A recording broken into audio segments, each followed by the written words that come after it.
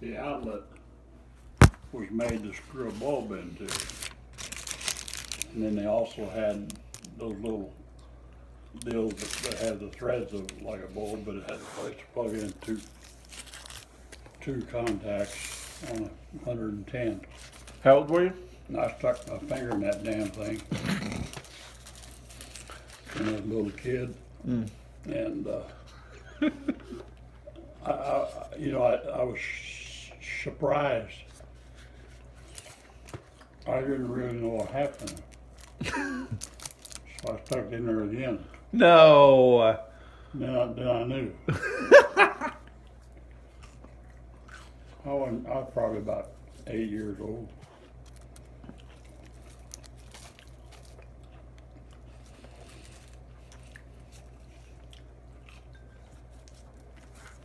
So they sent you to Coldwater, Kansas to repair lines.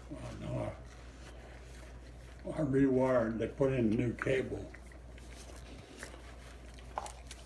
on the whole town of Coldwater. And I came in and did the business district, rewired from the telephone clear out to the new cable. I mean, some of that stuff was ancient. When you say ancient, it was 1954. Well, the wires that used to go to the telephone were like two little wires that were twisted together, and the insulation was some type of cloth or some type of cotton or something like that. And you're saying that's the way it was 1900, 1910? Oh, yeah.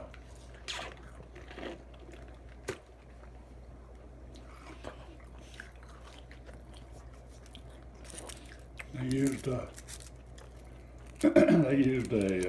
like a furniture nail with a head on it about the size of my fingernail, and put it between the wires and drove it in and made sure that both sides were underneath the head of the nail.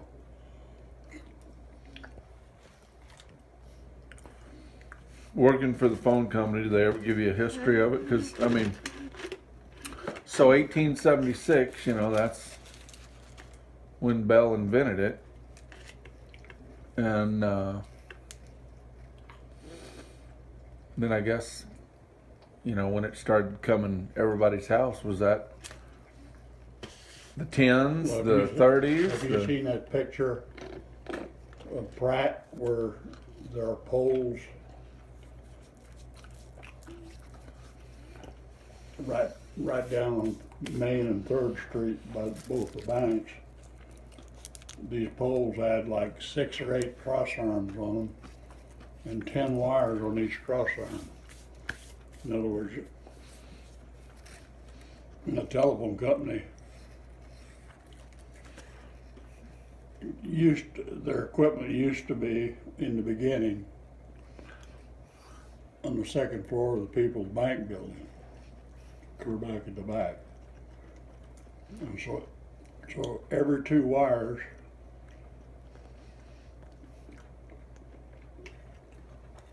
came clear into the building, and then I suppose that they jumpered it.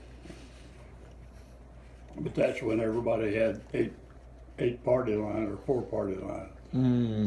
Cranked the phone and had a certain code.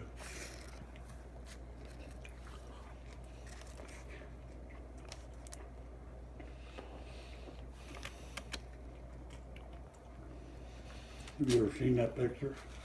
I can't recall. I've got it on my cell phone.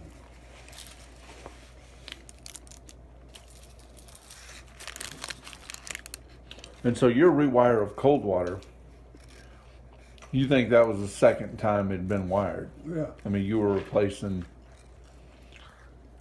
I replaced the original, which probably went... God, I never did stop to think about how old it was. Well, my 1954, my daughter would have been 8 years old.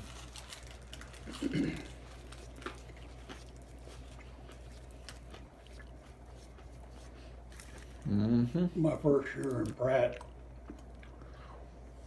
I had to install a new PBX in the Roberts Hotel.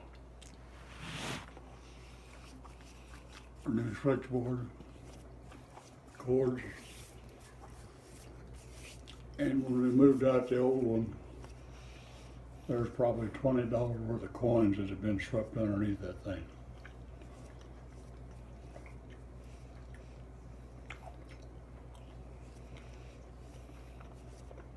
Of course, I suppose there were some pennies there, but most of it was all silver.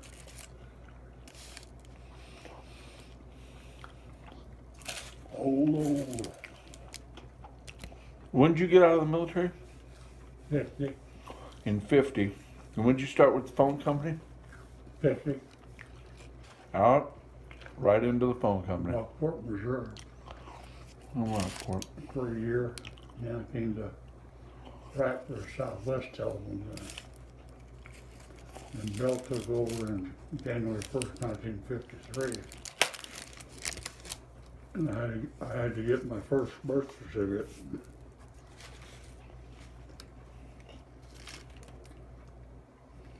To be able to keep working.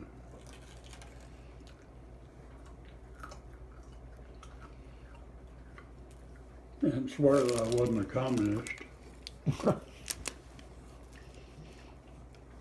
No, that, and what year would that have been? 54. Yeah, I mean that was when that Red Scare stuff was going on. So when you say you had to swear you weren't a communist, I mean that's the truth. I mean you had to. Yeah, Southwestern Bell. All of the Southwest employees, we were working for a company that was owned by Southwestern Bell. And then when we got a union contract where they had to pay us almost, one grade above what they're paying Southwestern Bell, they went ahead and took over the management. I still got my birth certificate. I carried my billfold, or did. Was it a swearing in ceremony with other people, or you just had No, to you just had to sign a piece of. Hey, I'm not a communist. I don't remember that, but there's probably other things on there that you probably had to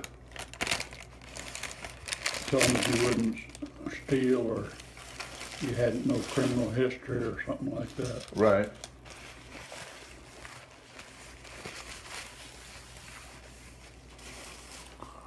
$1954. January 1st. That's about the time you got Melinda. 55. You got Melinda in 55. January. What do you remember about that? Well, Yep, January 12th. I remember that I already had 2 daughters, and everybody said it was going to be a boy. And I said, no, it's going to be another girl. In fact, I think I made a bet with somebody. Maybe $1. And she was a girl. What'd Grandma say? Did Grandma have any say in it? Did she give an indicator everybody else was saying it would be a boy? I don't remember.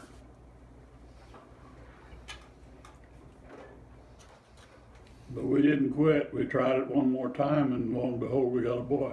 Yeah. No, I promise you, Grandpa, my life would be complete with all girls, man. But that boy came out. It was kind of cool.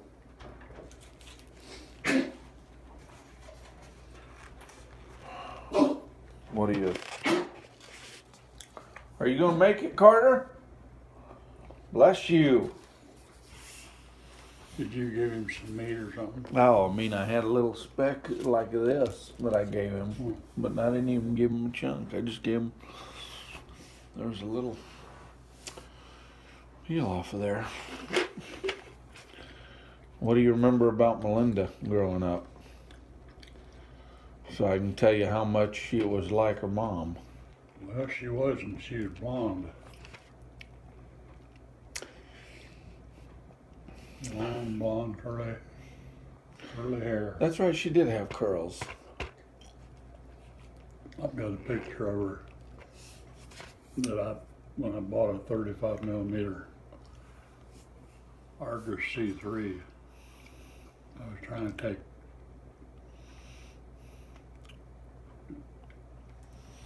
pictures, portrait type picture, and I remember taking a picture of her with her long blonde hair sitting on the bench that came with our dresser at her bedroom set. It had a little stool type thing, and she kept falling over sideways. How old was she? I don't know. She just couldn't keep herself up, or was she being Andre? I don't know. That's just the way I remember it. Picture time. And Melinda couldn't stay upright. She wouldn't remember it at all. But I've got, here again, I got the picture on I converted all my 35 millimeter pictures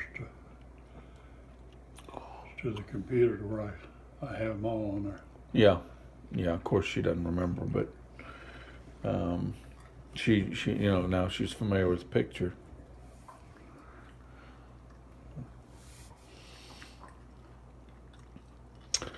Yeah, we got the two girls, the big girls. Sometimes they butt heads. Do you remember your girls arguing? What? Do you remember your girls arguing? Getting into fights? Sometimes Abby and Hannah, they start. Yeah. Hey, you're in the bathroom too long. Oh boy,